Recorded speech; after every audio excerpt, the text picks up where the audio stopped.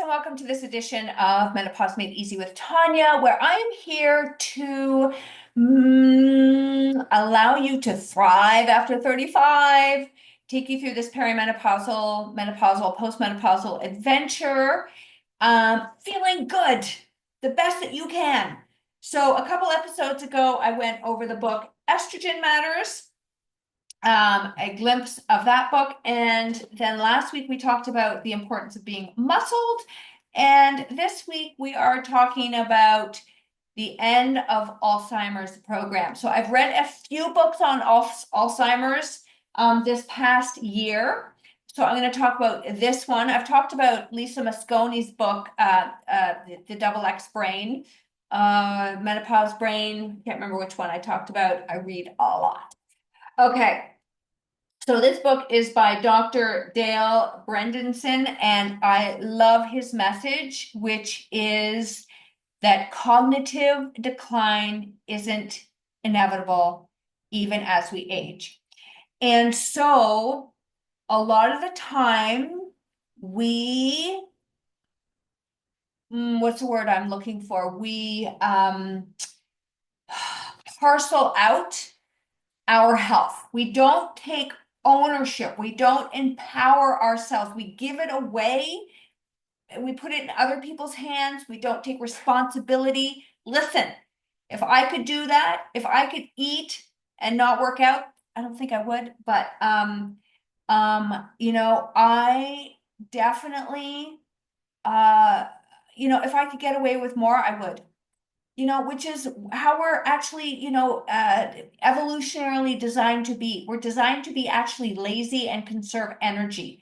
So the thought of having to work out is kind of against our evolutionary, drive, being fabric, if you want to say. And, we actually like eating sweet things. The problem is it's 24/7. And it's too much, and it does affect our brain health. So when we know better, okay, not always, but when we know better, we do better. But when we know better, and then we're in a supportive group, and we practice, and we're held accountable, and we stay empowered, and we practice, and we practice, and we practice, and we get, kudos, we end up making changes. And so I just know being in my midlife reboot program has been invaluable for me and also the participants in it. So at the End of Alzheimer's program, a lot of us think that it's just inevitable. My so-and-so got it, I'm going to get it. So-and-so got diabetes, I'm going to get it. These are lifestyle diseases. I hate to break it to you. And I wish that I could blame it on something else, but I have to do this with my finger and point it back to me that I am the CEO of my health. Okay. I am the CEO of my health. And if something is going wrong with my health, I need to figure it out and get to the root cause. And a lot of times in this society, we put band-aid solutions on things. So maybe you didn't want to hear any of that. I don't want to hear that. But I'm like, I want you to know how much power you have to take responsibility of your own health. Okay, so we're going to talk about this book today. So it's a groundbreaking book on the End of Alzheimer's program. Okay, and he talks about his research and his protocol, which I'm going to go over because maybe you don't need to read the research, but you want the protocol. So we're going to get into that. So I can save you, I don't know, 10 hours reading this book, making notes, all that kind of stuff. Again, you should see the amount of notes that I leave in books. I feel like for those of you watching, I feel like I'm a little low. There we go. Okay. So we're going to go into that. So as I said before, cognitive decline isn't inevitable even as we age. And I'm going to unpack, I don't like that word. We're going to dive into, okay, his protocol that he talks about in this book that he promises will help you to protect and even restore brain health. And yes, it is happening. He does give some examples in here. And the reason this has been so near and dear to my heart is because somebody in my family has mental decline, and let me tell you, it has scared the poop out of me. Literally scared the poop out of me. And I'm like, I gotta look after my brain. Now, not a problem, but a problem is that Alzheimer's doesn't show up, like from Monday. It's like 20 to 30 years in the making. Okay. So I think of all the sugar that I ate, and it disgusts me and how it just has been eating away at my brain. I still eat sugar. I don't eat as much. I don't drink as much, and I do a lot of healthy habits. But it really, I see it with my kids in their 20s. You think you're invincible. You really, even my 30s, until probably like 35 is when I start to make some changes. And I would say that now that I'm getting closer to the finish line, I feel like I'm making more changes because I want that finish line to be pushed, pushed, pushed. And not only do I want my finish line to be far and many, many years away, but I want those years to be solid. I want them to be good. I want to be in physical, mental, and emotional, vibrancy. And so there we go. That's why we're diving into this book today. Okay, so menopause is a crucial time for brain health due to the drop in estrogen. So a couple weeks ago, I talked about estrogen matters. Okay, it's why I've decided to go on the estrogen patch. I'm playing with just a generic one right now. I may do a bioidentical. I'm going to see. I did that estrogen matters just to give you some information to decide whether you want to do, because I can't see my brain, I can't see my bones, I can't see my heart. So I want some estrogen because we have estrogen on every cell of our body, and during menopause, it's declining. Okay. To the point where it's like not really there. And I know that estrogen is neuroprotective. And so that's why I made the choice to add some hormone therapy into my health routine. Okay, that's me. You do you, I do me. But I think you need to be aware of the information out there, and then you can decide and talk to your health practitioners and see what's best for you. So women are at a greater risk for Alzheimer's because of this decrease in estrogen, which sucks balls. Let me tell you, I'm sorry, it sucks, but that's just how it is. So what are we going to do about it? Well, let's be proactive, right? We need to be proactive and make some things matter. And you know what? I think I did a pretty good job with my kids, but knowing what I know now, I would do way less sugar. I would do no cereals. We don't even buy cereal anymore, but my kids are in their 20s. I would do no cereal. I did plain yogurt. I wouldn't buy like sweetened yogurt. We didn't have juice. If we went out, it was either juice or dessert. But knowing what I know now, not that I would be crazy, because I don't think crazy is good either. But I definitely would have done less even still.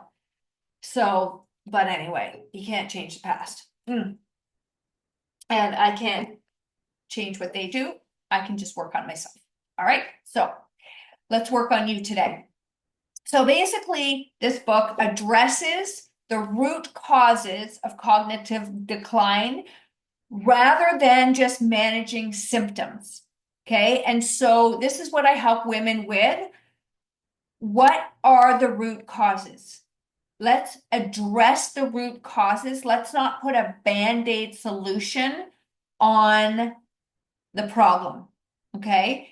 So he also talks about the fact that there's 36 holes in the roof. That's his metaphor. And Alzheimer's is not caused by just one factor, but a combination of lifestyle, genetics, and metabolic health issues. So for example, I might get these letters wrong, but I think it's EPO4 gene. And if your parents have that gene, like both parents, and you have two of them, your chances of getting Alzheimer's is 50% more. right? And so maybe you go get genetic testing. I'm going to talk to my doctor the next time I see her, and he mentioned some tests in there. And I'm going to see, should I do them? Do I want to know? I'm like debating, do I want to know or do I just not know? I don't know. I don't know. Oh, my mic's over here. Let's see if this makes a difference. Okay, so anyway, it's not caused by one thing. It's lifestyle, genetics, and metabolic health issues. And right now we have 93% of the population with metabolic dysfunction. Okay, that's in your control. It's 100% in your control. Listen to episode 167 of the 3 blood tests that you should get done. You need to know those numbers. Your metabolic health is in your control. Okay, your lifestyle is in your control. So if you are genetically predisposed,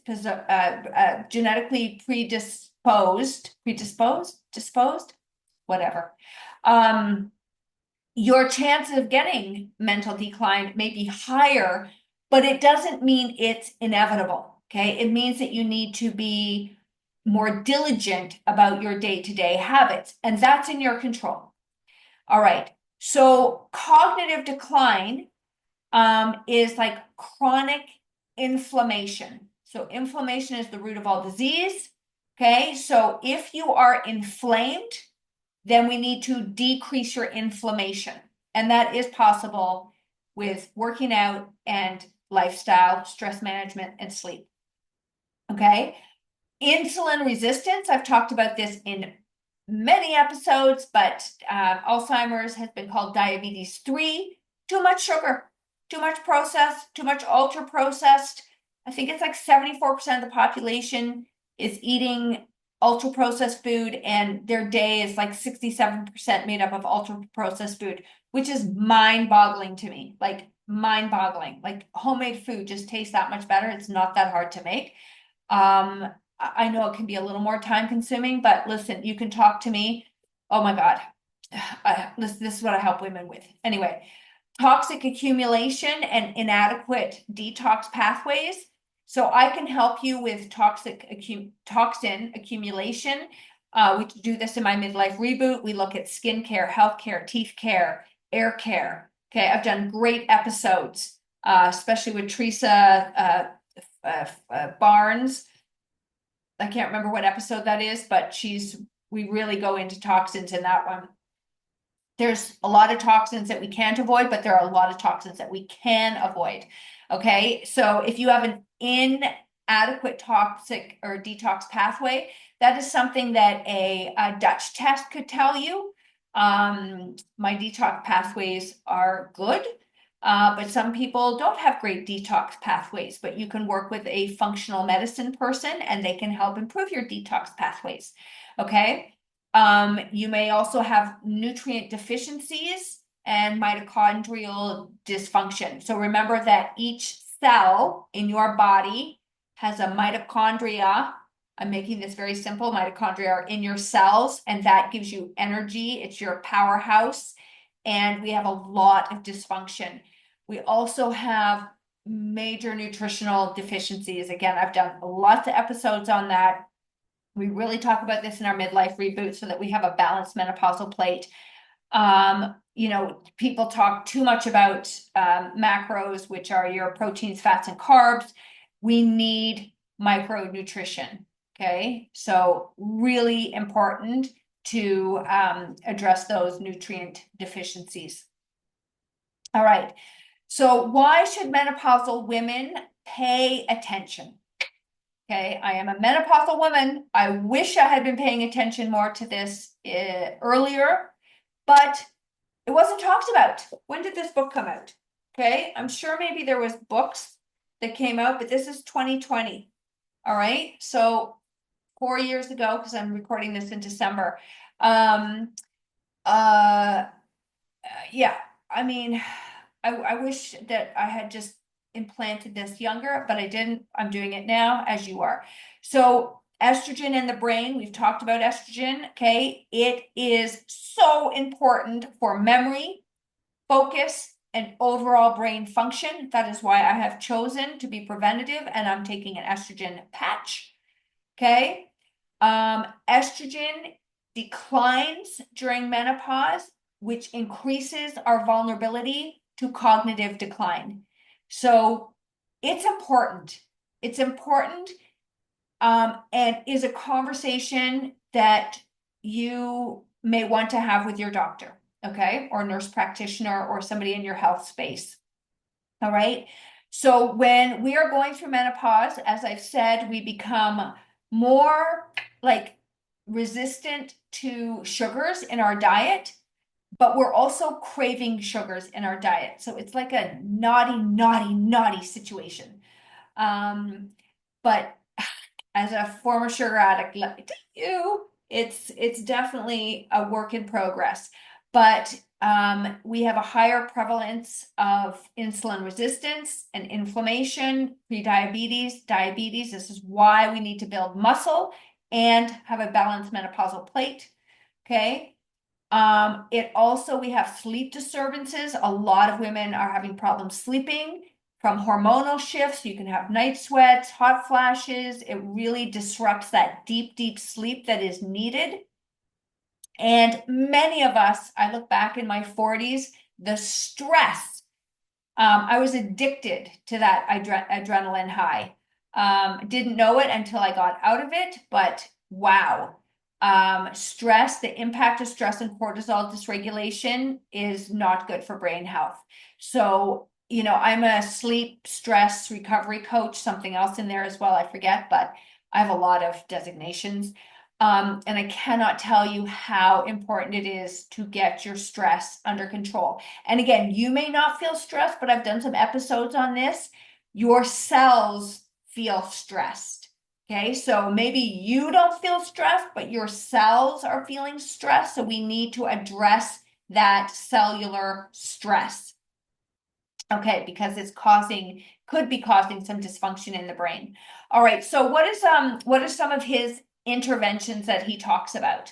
All right, so he talks about what he calls, Dale calls, Dr. I should say, Dr. Dale, Bredesen. I'm not great with pronouncing certain people's names, so I hope I'm giving him the credit that he deserves here. Bredesen. Okay, so he talks about a keto flex 12-3 diet, which is low glycemic, okay, which means we're staying away from ultra processed fluffy carbs and flour and stuff like that, pastas, breads. And we're eating healthy fats because your brain requires healthy fat, and it's a tragic 2 decades of low fat nonsense, okay, that has wreaked havoc. I think the high carb, demonizing fat and demonizing, if you go back a couple episodes to Estrogen Matters, HRT, has been awful for these women in the last 20 years. I really do. So we're going to change this trend. We're going to change the trend so that we can get women back into functioning brains. Okay. So, and a moderate amount of protein. So we're looking for low glycemic, high healthy fats, such as avocados, olives, nuts and seeds, and moderate protein. I have been teaching fasting in my midlife reboot program. I have been fasting for about 10 years. I really got intentional probably now 2 years ago, and it is definitely part of my health, like the things I do to stay healthy. We really need to be keeping 12 hours between the last bite of food to the first bite of food. That's something he recommends because it helps to enhance autophagy and brain detox. So autophagy means your cells are eating themselves. So they're getting rid of nasty cells in your body. When you sleep, it's called, oh my gosh, what's it called in your brain? Can't think of the name right now, but your brain is actually detoxing. Oh gosh, why can't I think of it? Anyway, it's good to make sure you're getting proper sleep and fasting for 12 hours. And really, focusing on eating 3 hours before bed because it helps to reduce glucose spikes. Okay, again, I've done tons of episodes on that. And if you're not doing this, then work with somebody like myself or me to figure out how to make it work for you so you can stop nighttime eating.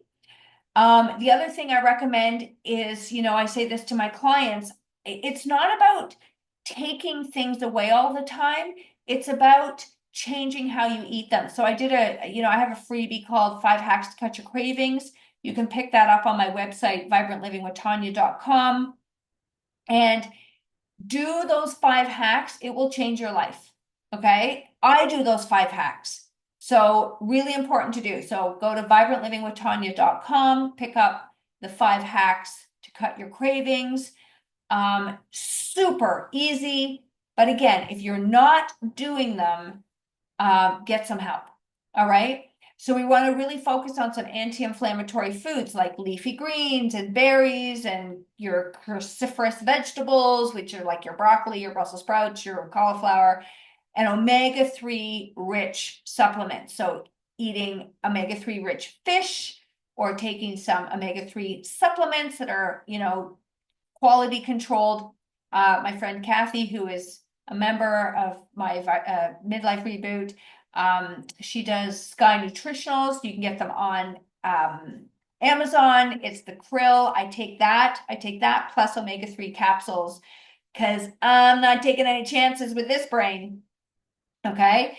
You want to focus on exercise. So these are his recommendations, but these are the things I've been talking about for a very long time. Okay. Long time. Again, are you doing them? So it's important to get aerobic exercise. Okay. Have fun moving that body, walking, dancing, jumping on a trampoline, whatever it is, whatever floats your boat. Okay. And oh my God, listen to this, everybody. Strength training. Isn't that incredible? Okay. I think last week I did 177. Muscle matters. Why menopausal women need to be strength training. Okay. Need to be strength training.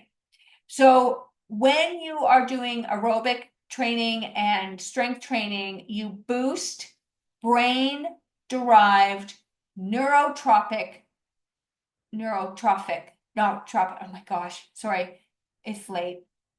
Factor, which is BDNF.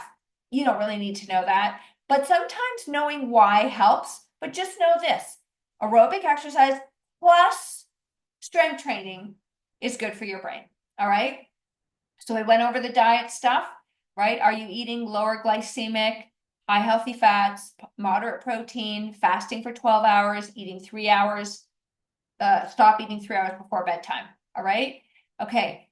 Sleep. If you're not sleeping, get this under control. All right. Like, do you have sleep apnea, sleep issues, hot flashes? Is alcohol, sugar affecting your sleep? Like, get real. I had to put on my big girl pants and make some changes. All right. Doesn't mean I'm always perfect. I'm not looking for perfect everybody. I'm looking for progress. Are you getting better? Okay. We're looking for deep restorative sleep. A lot of you have like an Aura ring. I had one for a while. I fortunately don't really have any problems with my sleep because I've dialed in my diet and my exercise. Now, one naughty thing I'm doing right now, because I've been doing a lot of reading on circadian biology, is it's 9:05 p.m. and I'm looking at screens. Not good.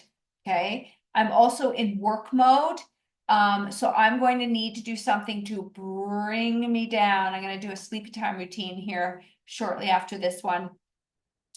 So this is something I have stopped doing for the most part, but I got like a burst of energy to come and do multiple episodes. And so, but this is not my norm. It's not my norm to look at screens after 7 o'clock. I'm really actually, I've been working on a lot of things with my circadian rhythm because every cell in your body has a little tiny clock in it that helps to control your metabolism, your hormones, etc., etc. I'll talk about that later. Let's get back on topic here. Okay, so we need to make sure that we're addressing sleep if you have any sleep issues.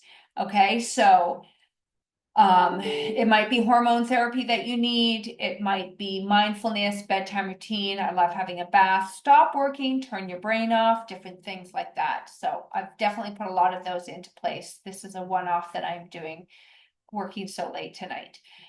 Stress management, huge, huge. I mean, I wore that busy badge and I wore it proudly. And I know many, many women wear a busy badge very proudly. Okay. Chronic stress damages your brain cells. Okay. Just that's it. And again, I really want to alliterate God, that, you know what I'm saying, that um, uh, you may not feel stressed. Okay. And that we actually get a high being on stress sometimes, but this chronic stress is damaging our brain cells. So it's really important. Like, this is one thing, I haven't done an episode on this yet. But my word of the year is stillness. Okay, so again, I'm taping this December 30th. My word is stillness, because I'm really trying to bring everything down. I am a bull in a china store kind of gal. And I am working on being much more present. I have been working on it for years, but this year it's a focus of mine, stillness. Okay, inner peace, nature, slowing down. I have a personality of very up or very down. So I'm trying to moderate that a little bit. Anyway, let's get back to the book. Okay, so really understanding cortisol production, which is from stress, right? Like, you gotta get your stress under control. All right, nutrition.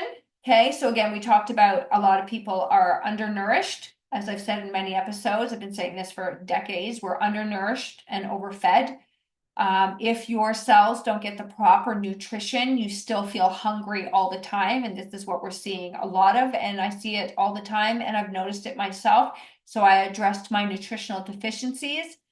Some things that are really good for your brain are making sure you get enough vitamin D. The best way to get vitamin D is sunshine, sunshine, sunshine, sunshine. Okay. If you live in the Northern Hemisphere like I do, it's very hard to get 80% of my body with 20 minutes of sunshine on it. So you may need to supplement or go somewhere on vacation or move somewhere hot. I'm just kidding. Okay. Magnesium. I love Remag. Okay. Get a good magnesium, omega-3s. Get a good quality. I told you Sky Nutritionals, krill oil, your B vitamins, and antioxidants, which are your anti-rusters. If you want to talk to me about Juice Plus, which is a food-based, not a multivitamin, it's food. Your body recognizes food. Let's just say that. Please reach out to me. Okay. You also might need some detox support, so maybe adding some glutathione to your diet, which you can get in avocados. That's just one source. You may need some activated charcoal. You can buy it in a capsule. You can buy it in powder. I like doing that sometimes. I need to get in the habit more of when I take some activated charcoal and then get in my sauna. Really good for detoxing, good to sweat, good to be cold. You may also want to look at some natural binders for heavy metals. So again, something you can explore with a naturopath or functional medicine doctor, or, that is not my area of expertise. I can definitely help you with the other things. All right. And some things that are really good are playing some games for your brain, learning new skills, staying socially active, which will help to promote neuroplasticity. All right, everybody. So that's like his protocol in the book, which, if you listen to pretty much not to, poo-poo him, but if you listen to anything I've talked about, or a lot of great health coaches, a lot of them are talking about these same things, right? You've heard them before. Are you doing them? Are you doing them? Are you doing them? If you're not doing them, how can you start to do them? Do you need support? All right. So again, I need to stretch. Let's wrap this up because I've given you a lot in this episode. And I just want to end by saying that cognitive decline is not inevitable, and that small, consistent changes can have profound effects. All right. And so, all of the things he mentioned, you can do to improve your brain health. And it's critical for menopausal women because of that decline in estrogen. And we can't change that. So just start with one thing. What's the easiest thing that you can do today? Right now, what's the easiest thing? Don't start with hard, start with easy. Okay. Is it looking at your diet? Is it your sleep? Is it your stress management? Is it your exercise? Do you need support? Okay. I am here to help you. If you don't like me, I'm not sure why you're listening to my podcast, but I would love to set up a session with you and really help you. So if that's something you want to do, I am here for you. And please share this episode with anybody that can benefit. And that's basically every single woman after 35, because, and even earlier, if you knew this stuff in your 20s, but share this with somebody you love so that they can benefit from this information. Your brain is the most valuable asset, so start protecting it today. Okay, start protecting it today with these small changes. So there you go, everybody. Here is a great book. If you want to read it, go ahead. If what I said to you is enough for you to get started, remember, action is what you need to be taking, okay? And again, like I said, we're doing book clubs in my midlife reboot, and we're doing the work. We're not just reading the book. We're actually doing the work that my menopausal ladies want to be doing. They set their goals. I don't set their goals. They set their goals, and then we come up with a plan of what they need to be working on. And then we have so much fun making sure it happens.